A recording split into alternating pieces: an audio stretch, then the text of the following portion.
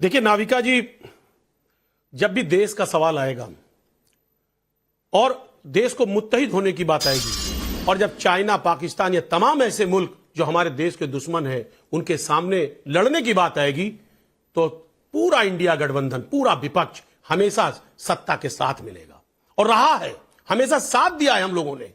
लेकिन अभी आप जयशंकर जी की बात कह रही थी, उनका एक स्टेटमेंट देखिए, उन्होंने कहा था मैं चीन से नहीं लड़ सकता, हम लोग नहीं लड़ सकते क्योंकि चीन का अर्थव्यवस्था हमसे बहुत बड़ा है। साहब आप तो कहीं ना कहीं हमारे सैनिकों का और हमारे देश का मनोबल गिरा रहे हैं।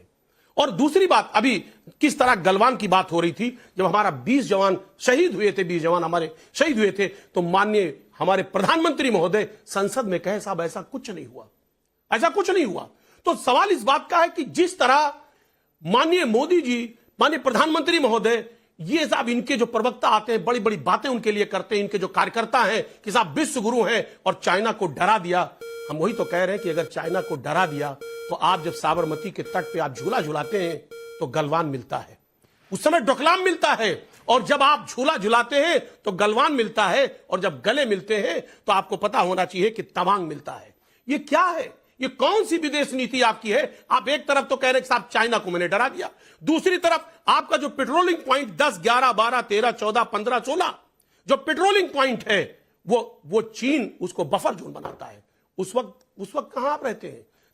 तब हमारे सैनिकों का मनोबल आपको बढ़ाना चाहिए। ऐसी स्थिति में मनोबल बढ़ाने के बजाय आप तो तमाम पता नहीं क्या क्या बड़ी बड़ी बातें करके साहब विश्व गुरु हम हैं और हम चाइना को डरा रहे हैं, हमारे लाल आंखों से डरा रहे हैं, 56 इंच का सीना। हकीकत यह है कि वो चाइना, हमारे नेताजी ने कहा था, माननीय नेताजी ने कहा था कि पाकिस्तान से भी ज्यादा खतरनाक अगर भारत के लिए कोई है तो चाइना है।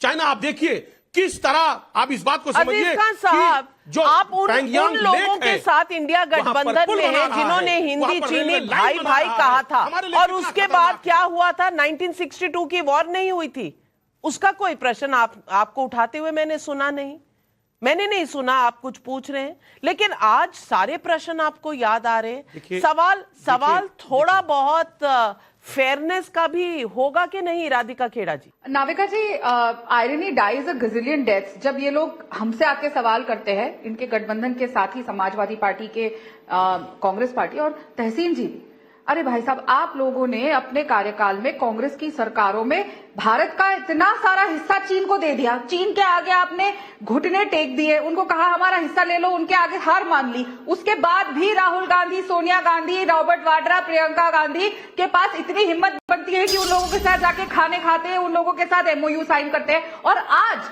जब चीन को मजबूर होना पड़ा पीछे होने के लिए, पूरे विश्व भर में एक एग्जाम्पल सेट हो रहा है, पूरे विश्व भर में यह सामने आ रहा है कि भारत कैसे ताकत बन के खड़ा हो रहा है, कैसे चीन का सामना कर रहा है, तो इनको मिर्ची लग रही है और फिर बोलते हैं हम तो जी भारत की सरकार के साथ है। तो इस मुद्दे पे सरकार के साथ क्यों नहीं है? इस मुद्दे पे आप देश के साथ क्यों नहीं है कि जब आज देश की पावर पूरे विश्व के आगे आके खड़ी हो रही है और भारत एक विश्व में पावरफुल स्टेट के कंट्री के नाम से जाना जा रहा है, जहां एक तरफ पुतिन साहब हो, जहां एक तरफ चीन के जिनपिंग हो, और वो लोग कहते हैं कि हमें ट्रांसलेटर तक की जरूरत नहीं है, आप हमारी बातें ऐसे ही समझ लेते हैं, तब भी आपको तकलीफ होती है। असल में ना मुद्दा क्या है ना कि इनकी जो नफरत है मोदी जी को लेके, इनकी जो नफरत है मोदी जी की बढ़ती लोकप्रियता को देखे, इनकी नफरत है मोदी जी की कूटनीति, जिस तरीके से भारत को विकसित बना रही है, जिस तरीके से भारत को सुपर पावर बना रही है, जिस तरीके से चीन को जवाब दे रही है, उनके आगे आगे खड़ी हो रही है, तो तकलीफ इनको मोदी जी से, और मोदी जी से इतनी नफरत है कि वो नफरत अब इनके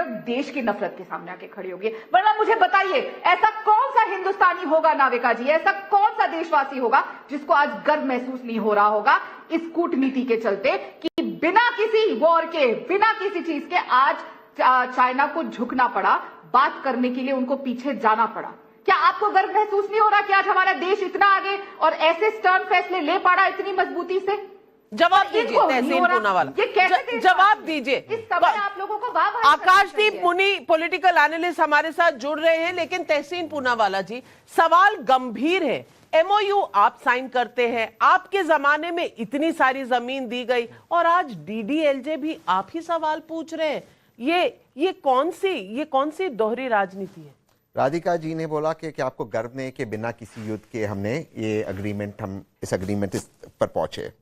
राधिका जी भूल रही, मेरी बहुत अच्छी दोस्त है, कि 20 हमारे वीर शहीद हुए कर्नल संतोष बाबू से लेकर। क्या ये किसी अटैक से कम था? नथुला छोड़ा को तो बोल गए।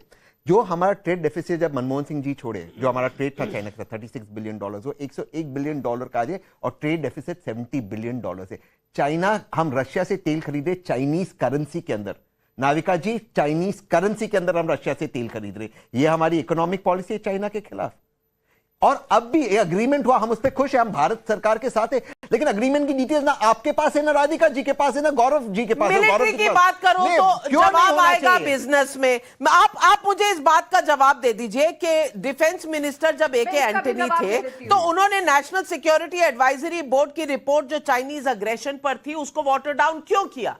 क्यों ई अहमद को कहना पड़ा पार्लियामेंट में कि 38,000 स्क्वायर किलोमीटर चीन ने ले लिया है भारत का, और ये स्थिति है। मैं पूछना चाहती हूँ, एक लाइन में उसका जवाब दे देता हूं। मैं ये भी पूछना चाहती हूँ कि ए के एंटनी ने पूरी तरह से ये पार्लियामेंट में कहा था कि हमारी ये स्ट्रैटेजी है कि हम कोई भी इंफ्रास्ट्रक्चर ना बनाए उस एरिया में। वो नहीं कहा था उन्होंने, यही कहा था उन्होंने ये कहा था, अगर आप मुझे अनुमति दे, लेकिन मैं ई अहमद साहब के भी सवाल का जवाब देना चाहता।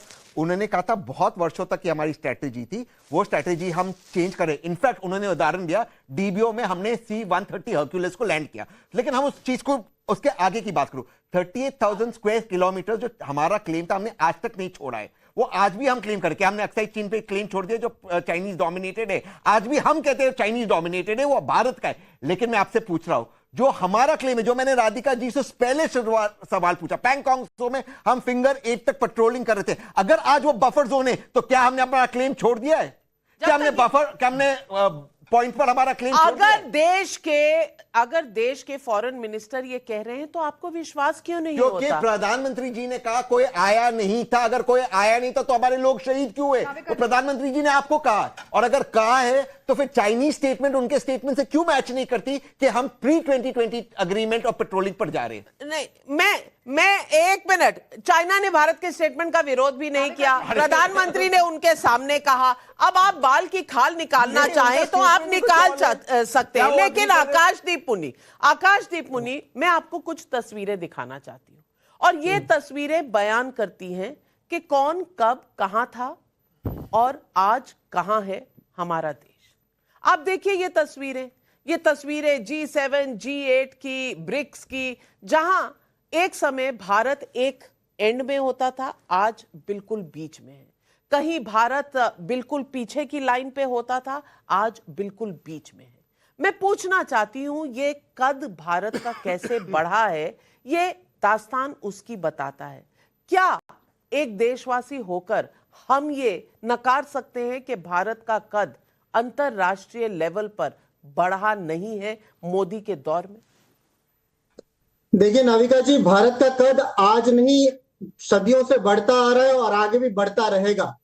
ये एक इंसान का श्रेय नहीं जाता, ये पूरे भारतवासियों का श्रेय जाता है। पर मेरा सवाल बड़े क्वेश्चन पे है, बड़ा प्रश्न है कि जून 19, 2020 को हमारे प्रधानमंत्री जी ने कहा कि ना कोई हमारे सीमा में घुस आया है, ना ही कोई घुस आएगा। जस्ट 4 दिन पहले, ये स्टेटमेंट के देने से 4 दिन पहले गालवान में हमारे 20 जवान शहीद हुए थे। इधर वो कहना चाह रहे कि चाइना वाले आए नहीं और ऐसे ही एग्रेशन हो गया और हमारे जवान शहीद हो गए। ये तो गलत स्टेटमेंट होगा ना। ये कैसे उन्होंने क्लीन चिट दे दी भारत चाइना को? और ये होने के बाद क्या होता है कि हमारा ट्रेड उनके साथ, चाइना के साथ बढ़ जाता है। मैं भारतवासी होने के बुनियाद पे पूछना चाहता हूं हमारे प्रधानमंत्री जी से कि 20 जवान शहीद होने के बाद हमारा ट्रेड चाइना के साथ बढ़ा क्यों? हमारा ट्रेड डेफिसिट इतना ज्यादा क्यों है?